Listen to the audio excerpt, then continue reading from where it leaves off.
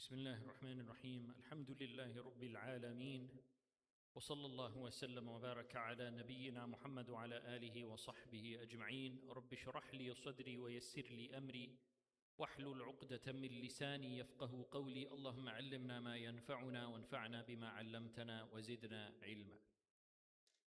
Last week we spoke about the events in the Holy Land, specifically the events that took place in Al-Masjid Al-Aqsa in the year 2021.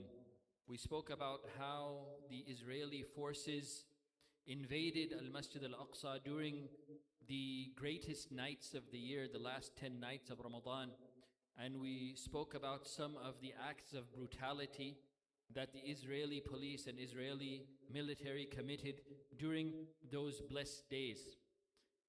Now going on to the next year, the year 2022, that was actually one of the deadliest years in Palestine in more than 15 years.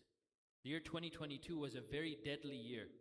And it was actually marked by a great increase in Israeli military raids upon the Palestinians. There were routine killings of Palestinians at the hands of the Israeli police and the Israeli military. The illegal Israeli settlements continued to expand in Jerusalem and in other parts of the West Bank and in other parts of Palestine.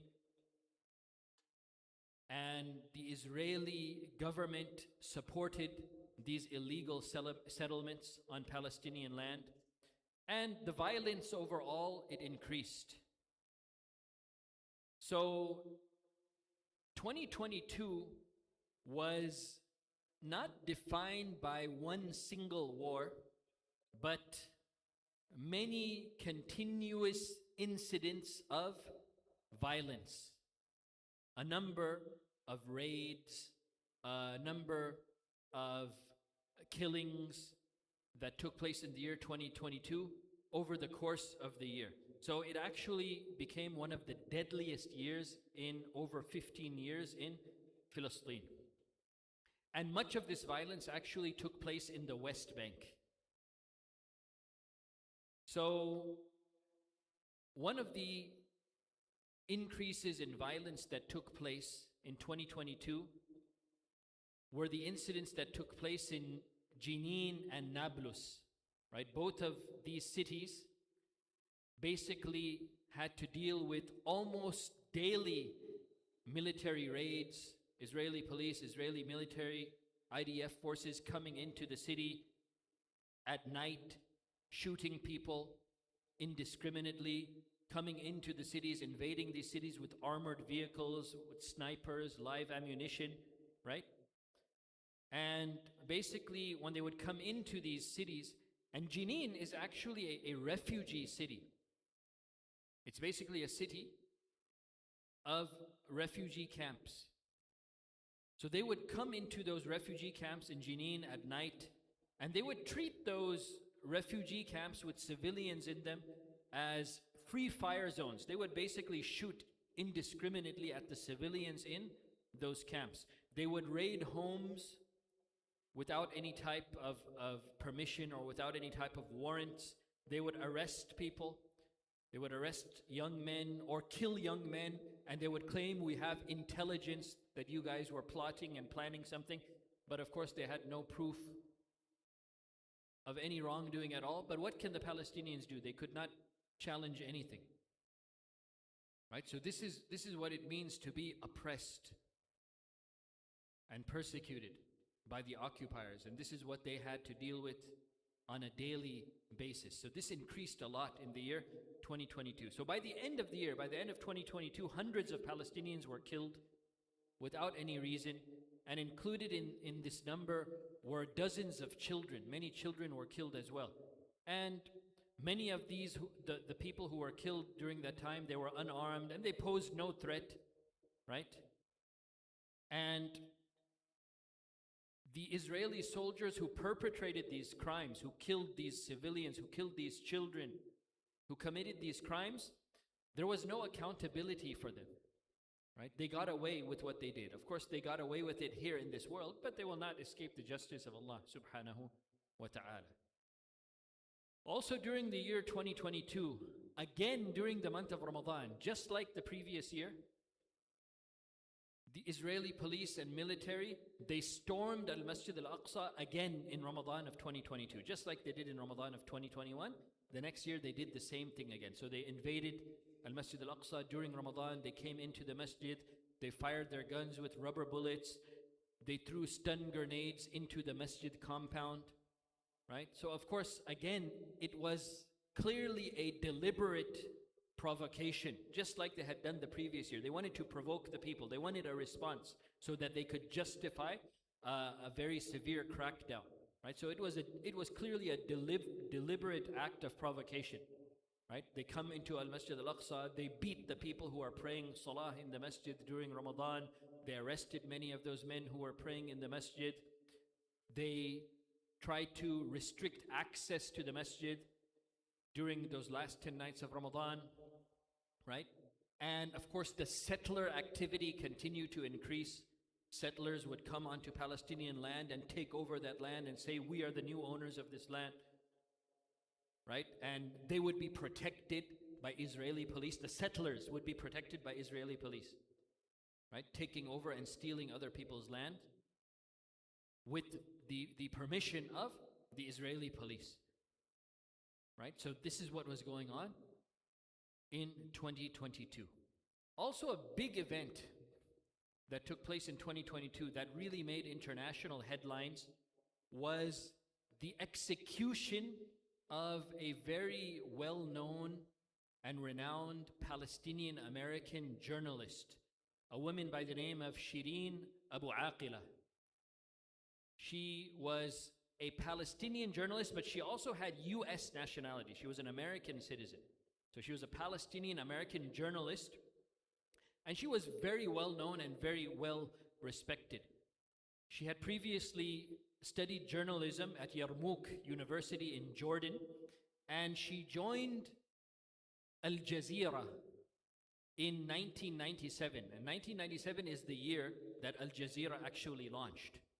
Right? Al Jazeera it's a news network based in Qatar, right?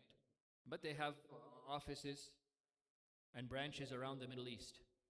So she started to work for Al Jazeera in 1997, which was the year that Al Jazeera actually launched. So over the next 25 years, she stayed with the network. She became quite well known and popular, and she actually became one of the most recognizable and one of the most trusted journalists in the Arab world, right? She was a Christian Palestinian American. So she became a very well-respected journalist over the course of her career. So she used to basically, her reporting would give a window into what was going on in Palestine to the outside world. She was a first-hand witness to the occupation, right? And basically her reporting was a window into the suffering that the Palestinian people were suffering. So over the course of 25 years, she became very well known amongst the people. So she used to cover, over the course of her career, she covered a number of Israeli military raids into Palestinian lands. She covered a number of home demolitions. These settlers, they would come in, right, and they would say they want to take over this land or that land that Palestinian families were living in. They would come with their bulldozers and they would destroy those homes, right? So this journalist, Shireen Abu Aqila, she used to document all of this and she used to report on these things. So of course this is something that the Israeli government, the Israeli military did not like, right? She used to report on the settlement expansion. She used to report on all of these things. She used to report on the arrests of Palestinians without cause. She would report on the killings of, Palestinians without cause. And basically, she would report and give a glimpse into daily life under this brutal occupation. And her journalism was very well respected, right? She used to report in a very calm, meticulous and professional way, right? So her journalism was respected in the Arab world, and whenever she would be reporting on something, she would clearly have a vest on that says press in big letters, right? So she can't be mistaken for an officer or for a combatant. No. She would always wear a helmet and she would have a vest that says in big letters press on it, right? So there's no way that she could be mistaken for someone else. All right, so what happened to her? She had been working for Al Jazeera since 1997. Now it's 2022, 25 years, right? And over the course of this 25 years, she's been reporting on the atrocities of the Israeli government. So on May 11th, 2022, Shireen Abu Aqila, she was reporting from the Jenin refugee camp in the occupied West Bank. And as we mentioned, Jenin is not a regular city. It's not just another city. It is a refugee camp city that was created after the 1948 Nakba, right? And the residents of Jenin, they are the descendants of those Palestinians who were expelled from their homes in 1948, right? So this city, Jenin in particular, it has been a constant target of continuous and frequent Israeli military raids. You hear about this a lot. Oh, they invaded Jenin, they invaded Jenin. You hear this a lot over the course of the years, right? So they did it again in May of 2022. They invaded the Jenin refugee camp and they started shooting people. So Shireen Abu Aqila, she was reporting from that camp. She was reporting what was going on, right? And she went there not alone, but she was with a small group of journalists to cover this Israeli military raid for the news, right? And she had done this many times before. All right. So when she went to report on what was going on in the Jenin refugee camps, she was, as usual, she was wearing a helmet. She was wearing her vest that very clearly said press on it. And she was standing in an area where no active clashes were going on, right? But what did they do to her? They executed her. The Israeli military, they targeted her and they actually executed her. They shot her in the head, execution style. They shot her in the head and the bullet entered below her helmet and she collapsed immediately. So she had some colleagues with her, some press colleagues, some fellow journalists, and they tried to help her. But when they tried to help her, they were fired upon as well. So they couldn't even reach her, right? It's like the Israeli military is saying, no, you have to let her lie there and let her die. And if you try to help her, you're going to die too, right? So they were not able to reach her.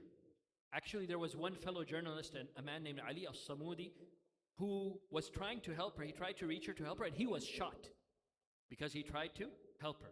So she bled out. Shireen Abu Aqila, she bled out on the street for several minutes without any medical access because the Israeli forces prevented the ambulances from even coming and reaching her. And of course, she died shortly afterwards. She died shortly afterwards, right? So killing journalists, killing a member of the press, this is something that is against international law. It is universally considered a crime, right? So what was Israel's initial reaction to this? When people when people started to call them out, like, you killed a journalist. You killed a journalist. What was their initial response? The IDF, their initial response was that, no, we didn't do it. It's Palestinian gunmen who shot her. Why would Palestinian gunmen shoot someone who supports their cause? It doesn't make any sense. But they tried to blame the Palestinians for this. No, it was Palestinian gunmen who did it. And then, in order to prove that, quote unquote, they released some video footage. But under investigation, it turned out that that video footage was not even from that place. It was from a totally different place. They tried to use false video footage to show that something happened, but in reality, that did not happen. It was something completely unrelated, right? They tried to show some video footage of, some Palestinian gunmen shooting in a certain direction. But when this video was examined, it was not even from May of 2022. It was not even from this incident. So they tried to basically deceive people, they tried to trick people, but they were called out upon it, and it was shown that this evidence that they were trying to present was false, right? But still they refused to accept responsibility. They said, no, we had nothing to do with it, right? So this is a pattern of the IDF. When they're called out on their crimes, firstly, the first thing they do is deny, right? The first thing they do, they deny it. And they say, okay, we will investigate it later. And if they ever investigate it, they will always find some way to justify their actions. So they refused to investigate it initially. They said, no, we're not responsible for it, and they refused to actually even investigate it. But there were some independent investigations that took place. There was an independent investigation by Al Jazeera itself, her employer, right? There were also other independent investigations by human rights organizations. And there were also other investigations by other international media outlets besides Al Jazeera. They all investigated it to see what happened, who killed this journalist. And all of them, all of these independent investigations came to the same conclusion, that Shireen Abu Aqila, she was deliberately, intentionally executed in cold blood by an Israeli soldier. And they came to this conclusion by examining the bullet trajectory, by an audio analysis of the raid that was going on. This is all recorded, right? So they analyzed the audio, they looked at the bullet trajectory, the forensics, they talked to eyewitnesses who were there, and from their investigation, it was shown that in that area where Shireen was reporting from, there were actually no Palestinian fighters in that area at all. There were no Palestinian fighters there at all. So all of this evidence made any alternative explanation impossible. The only conclusion that you can reach is that she was deliberately killed by an Israeli military soldier. And the way she was shot, it was execution style. When you execute someone with a gun, there's a certain way that you shoot. And that is exactly how she was shot. So it was done deliberately and it was done intentionally. So with all of this independent investigating by these different groups and different agencies and different organizations, all coming to the same conclusion that an Israeli soldier executed this journalist in cold blood. Eventually, Israel had to admit it, right? They couldn't deny it anymore because there was so much independent proof of what had happened. So finally, they admitted that yes, there is a high probability. They said there is a high probability that an Israeli soldier killed Shireen Abu Aqila. There's a high probability, but they said it was unintentional. It was done on accident. And they refused to name the soldier who did it. They came to know who it was, but they refused to name him. And they refused to file any criminal charges against that soldier. And they refused to allow any more investigations into the matter, right? So they acknowledged it. They said, yes, it's a high probability that one of our soldiers killed her. They acknowledged it in the end, but no accountability, no punishment, nothing. No reprimand for that soldier. They refused to even name who he was, right? So it was acknowledgement without accountability.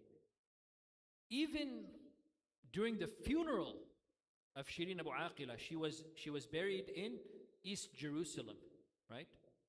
Her funeral was in East Jerusalem. So even during her funeral, there were people carrying her body to be buried. The Israeli police was present there at the funeral, and they assaulted those pallbearers, the people who were carrying her body. They were assaulted by the Israeli police, and the body almost fell down to the ground, right? Like, they have no respect even for the dead. They beat some of the people who were present at the funeral. They beat them with their batons, and they attacked the people who were in the crowd. They're doing this at a funeral, attacking people at a funeral, right? So it was shameful and barbaric behavior. So this journalist, Shireen Abu Aqila, she was a Palestinian, but she was also an American, as we mentioned. She had American nationality. But even that did not help her, right? Because she was Palestinian, right? So even though she was also American, the fact that she was Palestinian, it meant that the Israelis felt that they could kill her with impunity, right?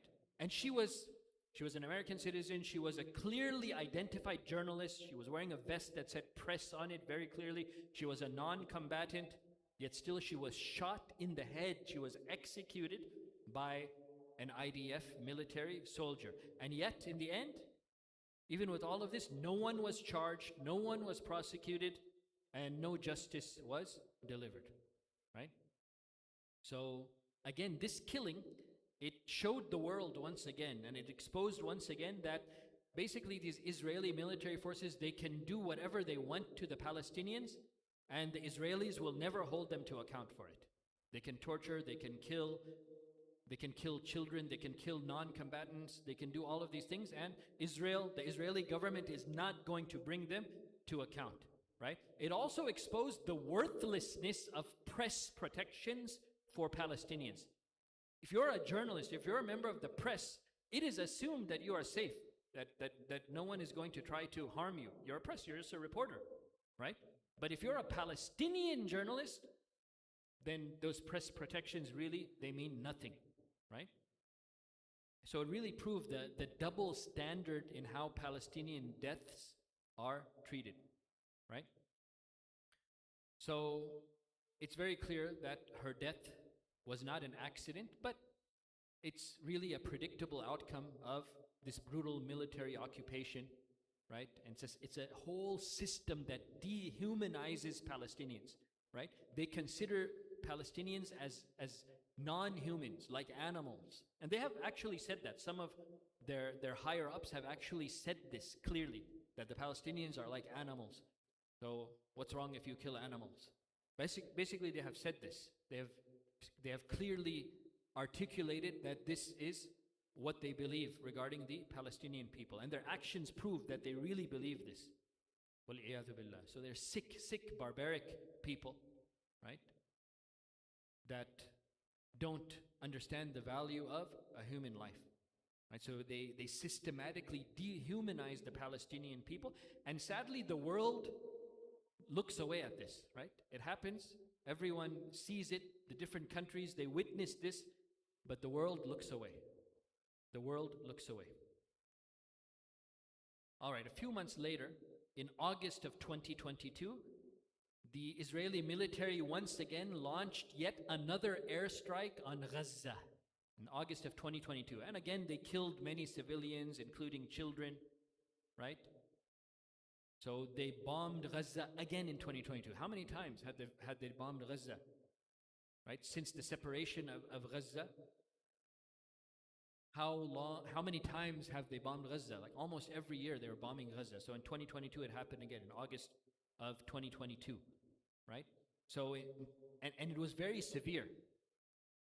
So by the end of 2022, Gaza was really suffocating. First of all, for so many years they had been under this blockade, right? It's an open air prison. The intake of food and medicine and fuel and electricity and all of these supplies, it's heavily restricted, right? It's already heavily restricted. And then in addition to that, having to deal with these bombs and these airstrikes, right? So by 2022, by the end of 2022, Gaza was really, really suffocating. And in other parts of Palestine, including the West Bank, the illegal settlements continue to expand, right? So these settlers in the West Bank and in other parts of Palestine, they attacked Palestinian farmers, took over their land, took over villages, they burned olive trees, they vandalized cars, they vandalized homes. And what is the Israeli military and the Israeli police doing while all of this is going on? Instead of protecting the Palestinians who are being vandalized and hurt and harmed, instead of protecting them, they were actually protecting the settlers who were doing these things. They were protecting the perpetrators of the crime instead of the victims of the crime, right? And while all of this was happening throughout the year of 2022, Western governments, and at the head of those Western governments, the government of the United States under Genocide Joe Biden, they kept repeating, Israel has the right to defend itself. Israel has the right to defend itself. They can murder kids and kill innocent civilians. And the response to that is Israel has a right to defend itself. They have the right to defend themselves from a 6-month-old baby, right? They were defending themselves against kids. It doesn't even make any sense, but that was what all of the Western governments continued to repeat. Israel has a right to defend itself. Israel has a right to defend itself, right? So there were no sanctions, no accountability, nothing, right? So it showed again, and this has been something that has been seen throughout the decades, right? That international law, it applies selectively. It doesn't apply to the Palestinians, right? Right? International law doesn't apply to what Israel is doing to the Palestinians. They can do whatever they want. In other places, yeah, we have international law and people have to go according to that law. But if Israel is breaking international law regarding what they're doing with the Palestinians, like taking over their land, making settlements, this is against international law. Killing journalists, right? This is all against international law. If anyone else does it, yeah, there will be sanctions, there will be accountability, there will be punishments, there will be consequences. But if Israel does it to Palestinians, then no, that's okay, right? So international law, it's selective. And this has been shown time and time again. It doesn't apply to what the Israelis are doing to the Palestinians, right? So the violence of 2022, right? It was not an isolated year. It's not like it only happened during that year, right? But it's part of a long continuum that had been going on for decades, right? And it increased in 2022, right? And by the end of 2022, the Palestinian society, especially the youth, they were very angry, and justifiably so. They're very upset, and they were pushed further into this despair and this anger, and their sense of resistance became even stronger. And as for Israel, the Israeli government, they shifted more towards an extreme position against the Palestinians during that period. So they started instituting even harsher policies against the Palestinians, right?